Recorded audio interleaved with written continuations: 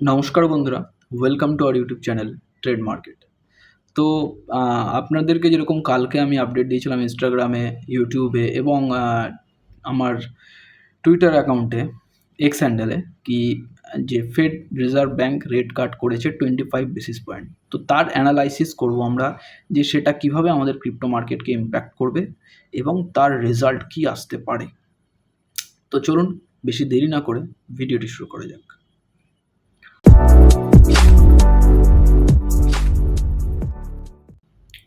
তো বন্ধুরা, আমরা বিটিসি ইউএসডিটি চার্টে চলে এসেছি। তো চার্ট অ্যানালাইসিস করার আগে আমরা কিছু জিনিস নিয়ে আলোচনা করতে চাই, যেরকম যে ফেড ইন্টারেস্ট রেট কাট কেন করলো এবং তার কি অ্যানাউন্সমেন্ট হয়েছে এবং সেটা নিয়ে আমরা একটু ব্রিফ আলোচনা করব। তো ফেড রিজার্ভ ব্যাঙ্ক লাস্ট ভিডিওতে আপনাদেরকে যেরকম বলেছিলাম যে ফেড রিজার্ভ ব্যাঙ্ক 25 বেসিস পয়েন্টের রেট কাট করতে পারে। তো ফেড রিজার্ভ ব্যাঙ্ক তার যে চেয়ারম্যান মিস্টার পাওয়েল, তিনি কালকে রাত্রিবেলা 12টার দিকে এসেছিলেন, যেটা অ্যাজ ইউজুয়াল টাইম, যেটা রাত 12টার সময় তিনি কনফারেন্স করেন এবং সেখানে তিনি জানান Fed 25 basis point rate cut করেছে। That means 0.25% rate interest rate cut হয়েছে। তো এই ইন্টারেস্ট রেট কাটের এফেক্ট কীভাবে আমাদের ক্রিপ্টো মার্কেটে পড়বে সেটা নিয়ে আমরা একটু দেখব। তো সেটা যদি আমরা একটু দেখি বা সেটা যদি আলোচনা করি, তাহলে মোটামুটি এরকম দাঁড়াচ্ছে যে ফেড ব্যাংকের বিভিন্ন ব্যাঙ্কগুলোকে যে রেটে ইন্টারেস্ট দিচ্ছিল তার থেকে 0.25% লেস ইন্টারেস্ট এখন পে করবে তারা টু দ্য ফেড। এবার সেই তারা আবার বিভিন্ন ইন্ডাস্ট্রিকে তারা 0.25% রেট কমে তারা দেবে। তার ফলে কী হবে? Who will be the end beneficiary? The end beneficiary will be the public. এর ইম্প্যাক্ট কীভাবে পড়বে সেটা নিয়ে আমি লাস্ট ভিডিওতে আলোচনা করেছিলাম। তো এটার ফলে যেটা ঘটেছে আমাদের ক্রিপ্টো মার্কেটে কিন্তু একটা বড়, দেখুন আমাদের বিটকয়েন কিন্তু একটা রেজিস্ট্যান্সে এসে স্টাক হয়ে রয়েছে, যার জন্য এবার এই রেজিস্ট্যান্সটা কখন ব্রেক করবে সেটা টাইম উইল সে। এবার আমি আপনাকে এই তিনটে লাইন, আমি লাস্ট অনেকগুলো ভিডিওতে এই তিনটে লাইন নিয়ে ড্র করে আপনাদের সঙ্গে কথা বলছিলাম। তো আপনি দেখতে পাচ্ছেন যে বিটকয়েনের ডেলি চার্ট ওপেন করা রয়েছে, সেখানে ফেড নিউজের পরে কালকে আপনি যদি দেখেন কালকের চার্টটা, কালকের ক্যান্ডেলটা আপনি দেখবেন, আপনারা লক্ষ্য করেছেন কিনা জানি না, বাট আমি সেই সময় মার্কেটে লাইভ ছিলাম এবং লক্ষ্য করেছি এবং আপনাদেরকে রেট কাটের ইমিডিয়েট পরেই আমি আমার ইনস্টাগ্রামে এবং ইউটিউবে একটা পোস্ট করেছিলাম, সুন্দর একটা এআই জেনারেটেড ফটো দিয়ে, যে Fed 25 basis point rate cut করেছে অ্যাজ ইউজুয়াল, যেটা মিস্টার পাওয়েল তার আগে একটা প্রেস কনফারেন্স করে তিনি বলেছিলেন। তো আপনি দেখুন সেখানে এটা হচ্ছে আমাদের 50 ডেজ মুভিং অ্যাভারেজ।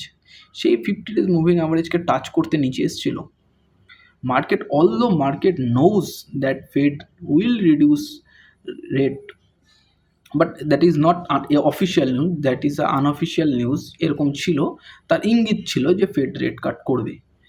তো তারপরেও কিন্তু কালকের দিনে মার্কেট অনেক নিচে গিয়েছিল, কত সামহায়ার অ্যারাউন্ড 1,15,000-এর কাছাকাছি বা 1,14,000-ও গিয়েছিল। কালকে লো হচ্ছে 1,14,700। তো এই লেভেল অবধি গিয়েছিল মার্কেট, তারপরে মার্কেট একটা সুন্দর বাউন্স ব্যাক করেছে। তো হোয়াট নেক্সট? এখান থেকে মার্কেটে কি হতে পারে? দেখুন বিটকয়েন একটা মেজর রেজিস্ট্যান্সে এখন রয়েছে। দেখুন আপনি দেখবেন, দেখুন এই ব্রেক করার পরে সাপোর্ট হোল্ড করতে পারেনি, আবার এখানে এসে সাপোর্ট নিয়েছিল, সেটা ধরে রাখতে পারেনি, নিচে আবার এখান থেকে উপরে উঠে এইখানে একটা এখন রেজিস্ট্যান্স হয়েছে। এই সাপোর্টগুলোই এখন একটা রেজিস্ট্যান্স হিসেবে অ্যাক্ট করছে এখানে।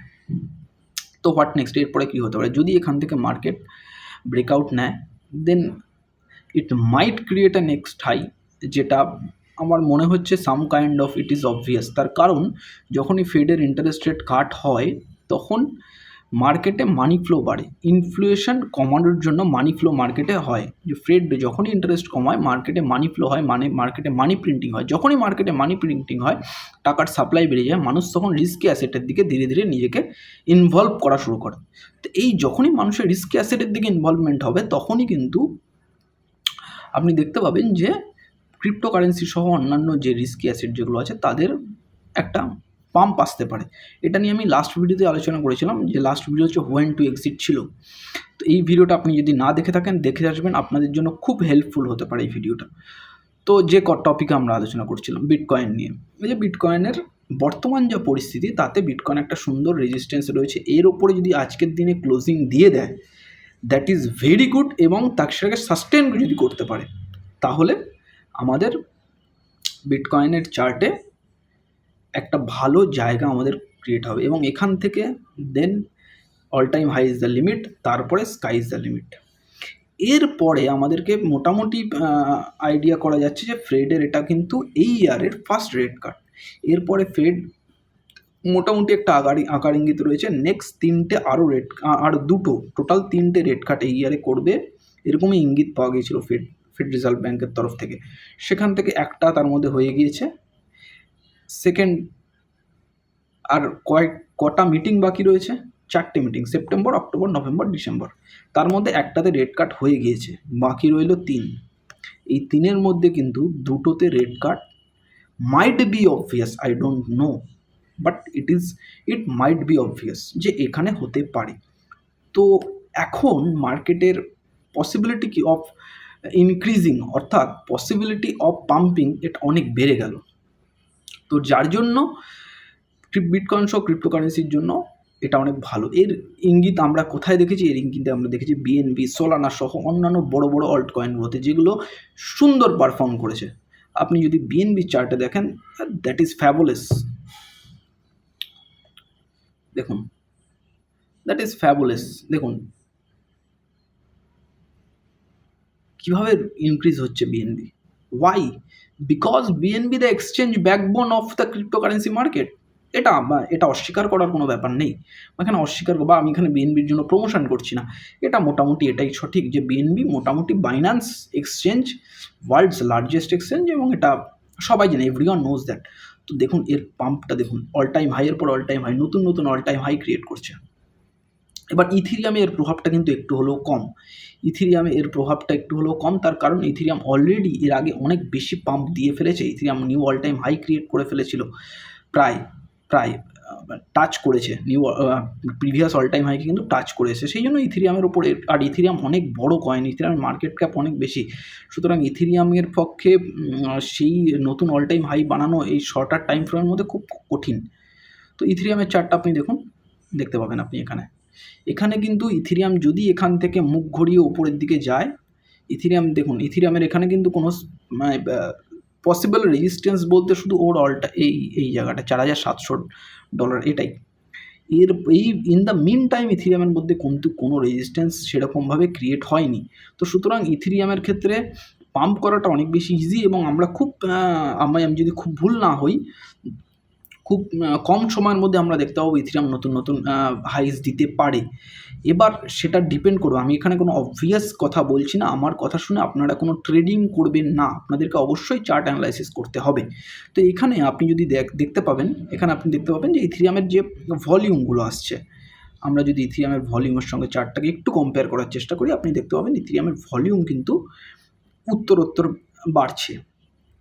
এই খুব উপরের এই বড় বড় কিছু ভলিউমগুলো ছেড়ে দিয়ে যদি আমি দিই, বাকি অ্যাভারেজ ভলিউমের থেকে রয়েছে ইথিরিয়ামে অ্যাভারেজ ভলিউম মেনটেন রয়েছে। এবার এখানে যখনই বুলের পার্সেন্টেজ বেশি হবে, বিয়ারের পার্সেন্টেজ কমবে, তখনই কিন্তু ইথিরিয়াম একটা সুন্দর পাম্প দেখা যাবে। এই জায়গাটা আমাদেরকে বুঝতে হবে এবং এখানে দেখতে হবে, এখানে ফলো করতে হবে আমাদেরকে। তো এটা আমাকে কে দেবে? এটা আমাকে দেবে কিন্তু ওপেন ইন্টারেস্ট, ইথিরিয়ামের ওপেন ইন্টারেস্ট ওআই, ইথিরিয়ামের ওপেন ইন্টারেস্টের ওপর আমাদেরকে নজর রাখতে হবে খুব ভালোভাবে। এবার ওপেন ইন্টারেস্ট নিয়ে আমরা পরে কোনো একটা ভিডিওতে ব্রডার আলোচনা করবো, কারণ ওপেন ইন্টারেস্ট অনেক বড় একটা বিষয়। তো ইথিরিয়ামের ওপেন ইন্টারেস্ট দেখতে হবে। ওপেন ইন্টারেস্ট যখনই ইথিরিয়ামের বাড়বে, বুলদের দিকে ভারী হবে, বা ইথিরিয়ামের যখনই লিকুইডিটি ভলিউম বেশি হবে তখন সেক্ষেত্রে আমাদেরকে ইথেরিয়ামের একটা পাম্প দেখা যেতে পারে। এবং ইথেরিয়ামে যদি আমরা আরএসআই দেখি তাহলে দেখতে পাবো আরএসআই কিন্তু 60 নিচে স্ট্রাগল করছে, এবং এখানে যখনই 60কে আরএসআই ব্রেক করে যাবে that will be the momentum of Ethereum.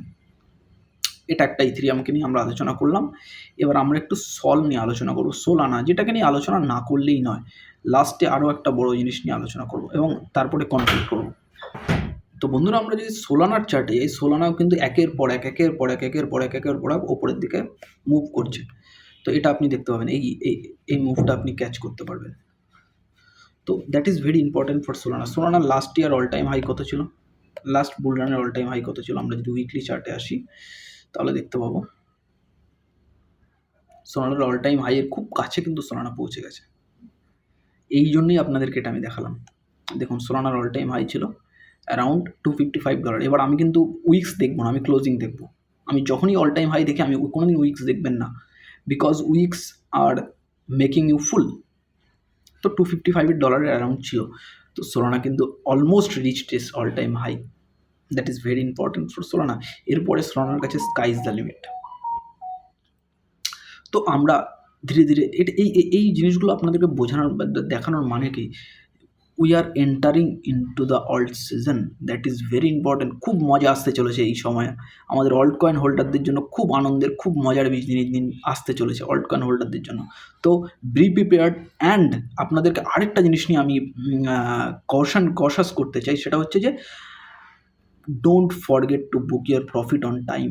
আমাদের সঙ্গে জুড়ে থাকুন। আপনাদেরকে আমি লাস্ট ভিডিওতে বলেছিলাম কখন আমাদেরকে প্রফিট বুক করার প্রয়োজনীয়তা আছে, এবং এটাকে আমি আরও এলাবোরেটলি এই বিষয়টা নিয়ে আলোচনা করব। কারণ আমরা ক্রিপ্টো ইনভেস্টাররা অনেক সময় লোভের বশে এসে প্রফিট বুক করতে কিন্তু ভুলে যাই, আর সেই জন্য আমরা অনেক বড় বড় লস বিয়ার করতে হয় আমাদেরকে। তো আমাদের সঙ্গে জুড়ে থাকুন। আমরা আপনাদেরকে অবশ্যই বোঝাবো যে কখন আমাদেরকে মার্কেটে প্রফিট বুক করতে হবে। তো আপনাদের যদি মনে হয় যে কোন আমার এই কয়েনটা রয়েছে, এই কয়েনটা আমরা কখন প্রফিট বুক করব, তো আপনি কমেন্ট করতে পারেন। আমরা অবশ্যই সেটাকে নিয়ে একটা ডেডিকেটেড ভিডিও বানাবো, বা কোনো একটা ভিডিওর মাঝখানে আমি সেটাকে নিয়ে আলোচনা করব। অবশ্যই আপনারা কমেন্ট করতে পারেন। তো এই হয়ে গেল সোলানা। এবার আপনাদেরকে আরেকটা মজাদার জিনিস দেখাচ্ছি, বিটকয়েনের ডমিনেন্স। দেখুন, কিছু বুঝতে পারছেন? লাস্ট ভিডিওতে আমি কিন্তু আপনাদেরকে বলেছিলাম এই রেজিস্ট্যান্স লাইন ড্র করে রেখেছিলাম, অলমোস্ট ব্রোকেন, অলমোস্ট ব্রোকেন। এবার এখান থেকে যখনই সে নিচের দিকে এসে সরি ওভার এক্সাইটমেন্ট হয়ে গেছিল, আমার এগুলো দেখতে খুব ভালো লাগে। হ্যাঁ, তো বিটকয়েনের ডমিনেন্সের চার্টে যখনই ডমিনেন্স নিচের দিকে এসে রিটেস্ট করে আবার নিচের দিকে আসবে, তখন বুঝতে পারছেন আপনারা অল্ট কয়েনে কী সিচুয়েশান হতে চলেছে, অল্ট কয়েন কীভাবে গ্রো করতে চলেছে। That is very important for us. তো এটা ছিল আজকের ভিডিওর টেকনিক্যাল অ্যানালাইসিস। এবার একটু ওভারঅল অ্যানালাইসিস আপনাদের সঙ্গে কথা বলি, যে আমাদেরকে প্রফিট বুকিং নিয়ে ভাবতে হবে, আমাদেরকে অল্ট সিজনের দিকে লক্ষ্য রাখতে হবে, আমাদের হোল্ডিংয়ের যে অল্ট কয়েনগুলো আছে সেগুলোর চার্ট আমাদেরকে রোজ দেখতে হবে, রোজ। এবং আমাদেরকে এটা নিলে এটা ভাবলে হবে না যে এখানে আরও টাকা আসছে, এখানে আমি আরও ইনভেস্ট করবো, আই উইল ইনভেস্ট মোর। ইথেরিয়ামে টাকা আসছে মানে ইথেরিয়ামে আরও টাকা ঢালি, 1-এ 2 হবে, 2-এ 4 হবে। এই জিনিসটা আমাদেরকে কিন্তু ক্রিপ্টো ইনভেস্টারদের জন্য খুব বাজে জিনিস। এটা দয়া করে আপনারা কেউ করবেন না, এটা আমার রিকোয়েস্ট। যা ইনভেস্টেড আছেন সেটা থেকে কি করে ম্যাক্সিমাম প্রফিট বের করতে পারেন সেই চিন্তা করুন। আর দেখা হচ্ছে নেক্সট ভিডিওতে। ততক্ষণ অবধি ভালো থাকুন। ধন্যবাদ।